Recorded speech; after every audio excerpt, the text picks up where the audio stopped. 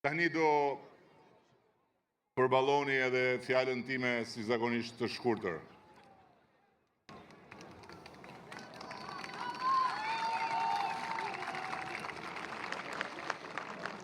Mendoni pak ishte e thënë që fati ynë të na sillte në një përballje të tillë.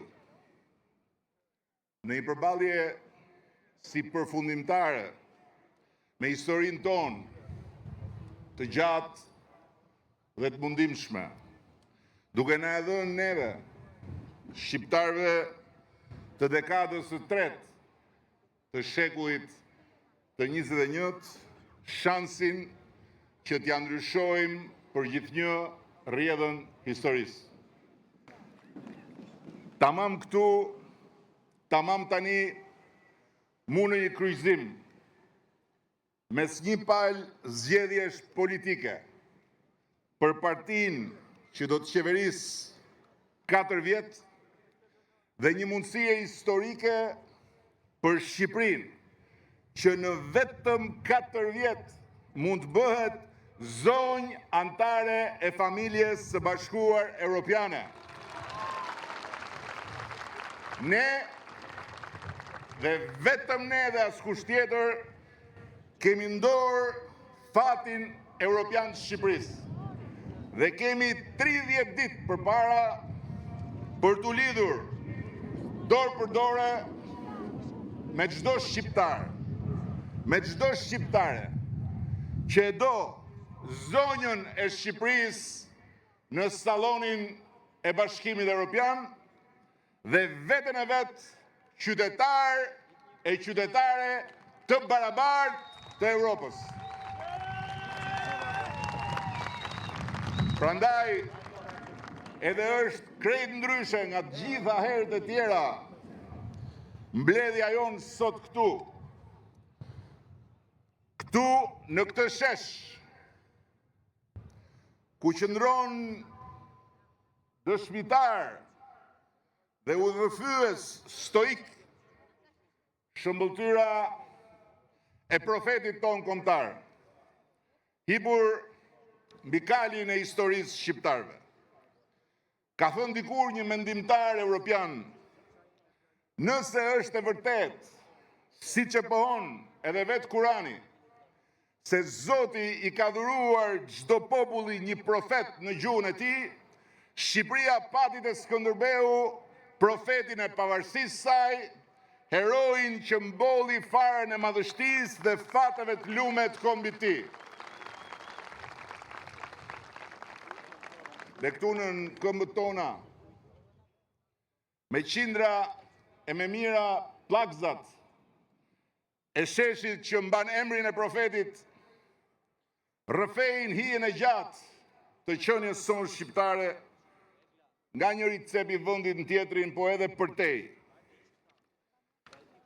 Tokën e zhuritur nga gjaku, lotët dhe djersën e shqiptarëve në shekujt e shumë të ekzistencës tyre, dinjitetin burnor dhe jeshin amësore kësaj toke. Rrëfej një copë martire të trupit e Europës, dëshmitare kobesh të padëgjuara dhe përtritjesh që nuk kanë të dytë nga njëri cep i kontinentit në tjetrin dhe përtej. Rreth 100 vjet më parë, një udhëtar evropian shkruante se ndonse pak orë lundrimi e ndajnë Italinë nga Shqipëria, teksa zbret në brigjet e saj, do kishe vënë bast, se ky vend nuk ishte Europë, por ishte Azi. Të thoshe se Shqipëria ndodhet në Azi, çdo profesor do të vinte notën 0 në gjeografi, por sensi i realitetit do të kishte vënë notën 10, thot ai. Por ja që koha e deshi, fati ynë i madh e deshi, që në këtë shesh të Skënderbeut, kërthiz e Mëmdheu dhe Xhevahir i kryeqytetit tonë evropian, I lëmuar si një gur që ka rënë nga yjet dhe i pa anë si një det i lundruar nga historia, ne të kemi shansin historik që të hedhim hapin përfundimtar drejt bashkimit me Europën dhe ndarjes pa kthim me Azinë. Për ne, sot këtu, përfaqësuesit dhe përfaqësueset e popullit socialist dhe progresist Shqipërisë, nis e përpjeta e fundit drejt Europës dhe fundi i historisë sonë jashtë saj. Përpara nesh është vetëm një datë, 11 maj, e afërt sa 30 mëngjese, dhe pasaj është vetëm një mandat, i gjatë sa 4 vjetë, për ta fituar bastin historik me Europën për Shqipërinë dhe me Shqipërinë për Europën.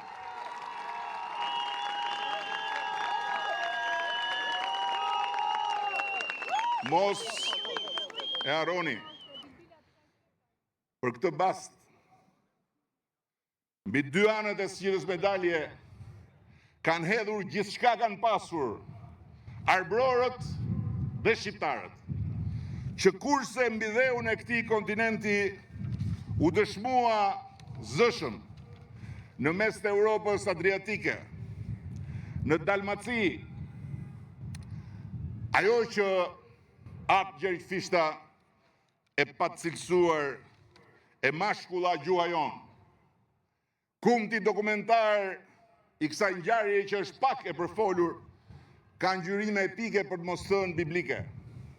Gjatë një muaji korrik të vitit të harruar 1284, një dikush i ka lënë kujtesës së shkruar europiane këtë kumtë.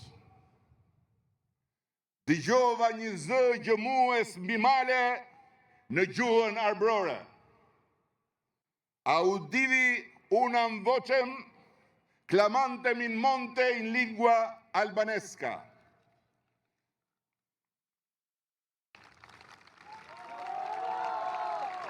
Unë jam zëri që thras në shkretir, thuhet në Bibël, shtroja një rrugët dhe shoshitja një pengesat hapave që depërtojnë historinë prej slarti, thot profeti biblik. Dhe sa të bukur janë hapat mbi male, thuhet diku në librin e shenjtë, hapat e atij që sjell si arishin shpall paqen dhe shpëtimin.